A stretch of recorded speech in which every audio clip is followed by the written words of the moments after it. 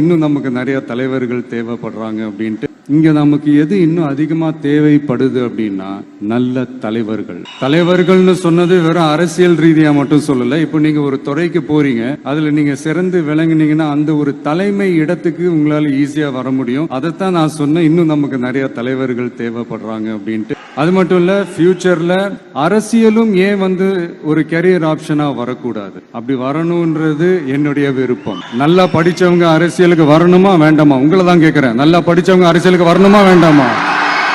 நல்லா படிச்சவங்க தலைவர்களாக வரணுமா வேண்டாமா?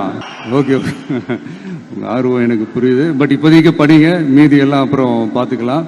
அதே மாதிரி நீங்க படிக்கும் போதே மறைமுகமாவே நீங்க அரசியல் ஈடுபட முடியாது. எப்படின்னா ரொம்ப சிம்பிள். நீங்க ஒன்றும் இல்லை, நீங்க டெய்லி இந்த நியூஸ் பேப்பர்லாம் படிங்களேன். படிக்க படிக்க உங்களுக்கே தெரியும், ஒரே செய்தியை ஒரு நியூஸ் பேப்பர் ஒரு மாதிரி எழுதுவாங்க, அதே செய்தியை இன்னொரு நியூஸ் பேப்பர் இன்னொரு மாதிரி எழுதுவாங்க. ஒரு செய்தியை ஒரு நியூஸ் பேப்பர்ல ஃப்ரண்ட் பேஜ்ல ஹெட்லைன்ஸ்ல போடுவாங்க, அதே செய்தியை இன்னொரு நியூஸ் பேப்பர்ல கடைசி பக்கத்துல கூட போட மாட்டாங்க. இங்க நியூஸ் வேற, ஒப்பீனியன் வேற, செய்தி வேற, கருத்து வேறங்கிறது உங்க எல்லாருக்குமே தெரிய வரும். இப்பெல்லாம் பார்த்தீங்கன்னா நிறைய இந்த மெயின் ஸ்ட்ரீம் மீடியாவுக்கு ஈக்குவலாக நிறைய இந்த சோஷியல் மீடியா சேனல்ஸ்லாம் இந்த நல்லது கெட்டதுன்னு இந்த ஒப்பீனியன்லாம் கிரியேட் பண்ணுறாங்கல்ல, அதெல்லாம் நீங்கள் பார்த்தீங்கன்னா ரொம்ப ஈஸியாக ஒரு நல்லதை கெட்டதாகவும் கெட்டதும் நல்லதாகவும் நல்லவங்களை கெட்டவங்க மாதிரியும் கெட்டவங்களை நல்லவங்க மாதிரி இந்த மாதிரி புரணி பேசி ப்ரொஜெக்ட் பண்ணுறதெல்லாம் இந்த மீடியா சோஷியல் மீடியாலலாம் நம்ம பார்க்குறோம் இல்லையா. நீங்கள் எல்லாமே பாருங்கள், நீங்கள் எல்லாமே படிங்க, பட் எது உண்மை பொய்ன்னு மட்டும் அனலைஸ் பண்ண மட்டும் கற்றுக்கங்க. அப்போதான் இங்கே உண்மையிலே நம்ம நாட்டில் என்ன பிரச்சனை, நாட்டோட மக்களுக்கு என்ன பிரச்சனை, இந்த சமூக தீமைகள் பற்றிலாம் உங்களுக்கு தெரிய வரும்.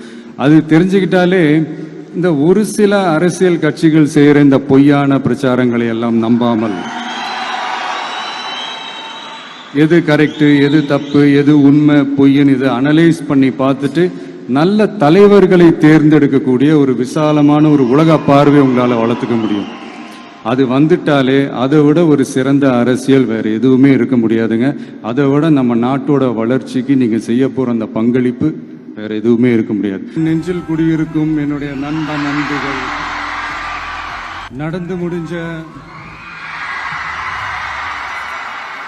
10வது மற்றும் 12வது தேர்வில் சாதனை படித்த என்னுடைய தம்பி தங்கைகளுக்கும், இன்னைக்கு பெருமையோட வந்திருக்கிற அவங்களுடைய பெற்றோர்களுக்கும்,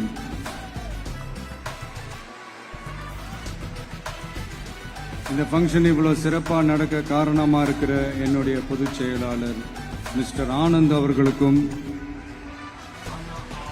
மிஸ்டர் ராஜேந்திரன் அவர்களுக்கும், தமிழக வெற்றி கழகத்தினுடைய தோழர்களுக்கும்,